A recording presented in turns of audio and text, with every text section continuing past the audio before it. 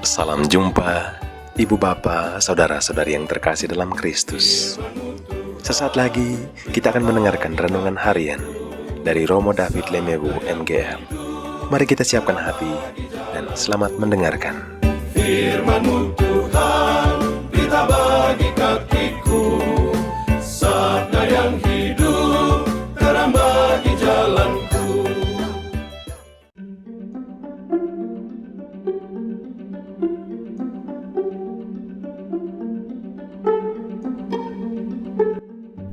Maka Yesus berpaling dan berkata kepada Petrus, "Enyahlah iblis, engkau suatu batu sandungan bagiku. Sebab engkau bukan memikirkan apa yang dipikirkan Allah, melainkan apa yang dipikirkan manusia." Baru saja Yesus mengatakan bahwa Petrus adalah batu karang di mana Yesus akan mendirikan jemaatnya dan alam maut tidak akan menguasainya. Bahkan Petrus dijanjikan kunci kerajaan surga. Apa yang Petrus ikat di dunia ini akan terikat di surga, dan apa yang dia lepaskan di dunia ini akan terlepas di surga. Pastilah Petrus sungguh berbahagia dengan pemilihannya sebagai penjaga pintu surga. Pastilah dia merasa kuat dan percaya diri. Sebuah batu karang yang tidak bisa dikuasai oleh samudra kegelapan. Pastilah sekarang Yesus akan mendengarkan nasihat dari dia. Apalagi Sang Bapalah yang berbisik di hatinya sekarang, kan? Pernahkah saudara-saudari merasa seperti Petrus yang adalah manusia biasa seperti kita? Mungkin belum, mungkin pernah ya. Tetapi kemungkinan besar kita semua pernah melakukan apa yang Petrus lakukan berikutnya. Dia menghalangi Yesus untuk memikul salibnya. Di dalam bawah sadar Petrus, Yesus harus duduk manis-manis di kursi goyang. Jangan sampai lecet kulitnya, jangan sampai kena corona, apalagi menderita disuruh memanggul salib. Harga dirinya yang sekarang adalah penjaga pintu surga bisa anjlok. Itu tidak boleh terjadi. Apa kata orang? Masa pemimpinku sampai dipermalukan seperti itu? Ya gak bisa, ya gak pantas, ya gak boleh. Mungkin kita tidak berpikir seperti itu, tetapi berapa sering kita terlalu protektif terhadap orang yang kita cintai. Anak terlalu dimanja, tidak boleh menderita. Ingat skenario-skenario sinetron seperti ini? Tidak jarang loh. Mungkin terjadi juga di keluarga kita. Mungkin saya dan Anda adalah korbannya. Mungkin saya dan Anda secara tidak sadar memanjakan orang yang kita cintai, seperti Petrus memanjakan Yesus yang dicintainya. Ketakutan kita akan corona ini juga datang dari dunia fantasi yang kita bangun dalam pikiran kita sendiri. Dunia tanpa penderitaan, dunia yang bisa ditaklukkan oleh kekuatan kita sendiri. Dunia yang harus menekan angka kematian sampai 0 dan angka penderitaan sampai 0.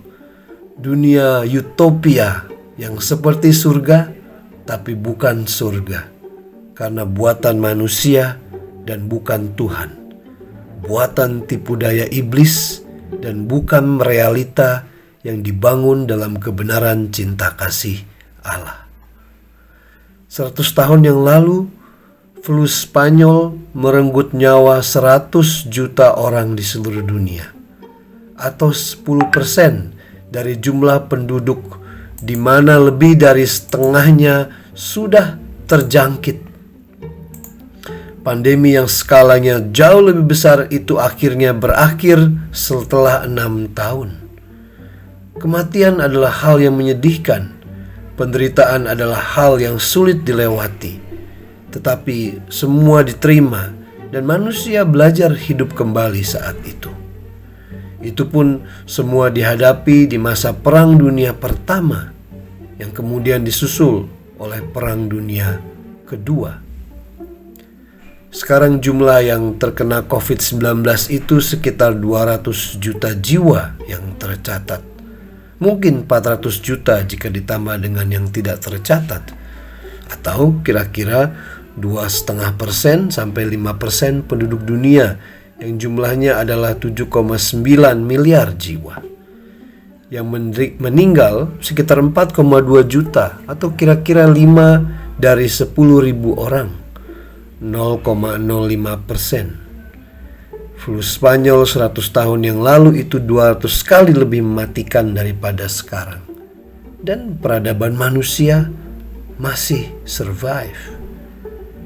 Tetapi mungkin tingkat ketakutannya sekarang itu 200 kali dibandingkan saat itu. Saat itu tidak ada medsos yang menakut-nakuti. Tidak ada yang mau mencari keuntungan dalam kebuntungan. Tidak ada berbagai macam lembaga-lembaga yang mempunyai banyak kepentingan terselubung dan lain sebagainya. Kita ketakutan akan salib kecil yang baru saja dimulai. Bagaimana kita kuat bertahan menghadapi salib besar seperti Perang Dunia Ketiga? Oh Romo, tidak usah ngomong soal Perang Dunia Ketiga lah. Ini saja sudah keterlaluan. Ya memang itulah yang Petrus katakan kepada Yesus kan? Keterlaluan kalau sampai ada penyaliban bagi Sang Penyelamat dunia. Keterlaluan kalau dunia harus menderita dan disalib. Tetapi itulah Tuhan Yesus.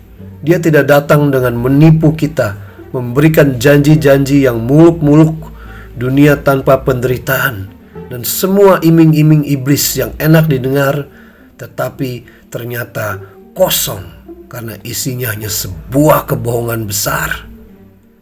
Tidak ingatkah kita bahwa pada akhir zaman akan ada penderitaan besar dan banyak yang akan kehilangan imannya? Banyak yang lebih percaya akan tipu muslihat sang pangeran dunia?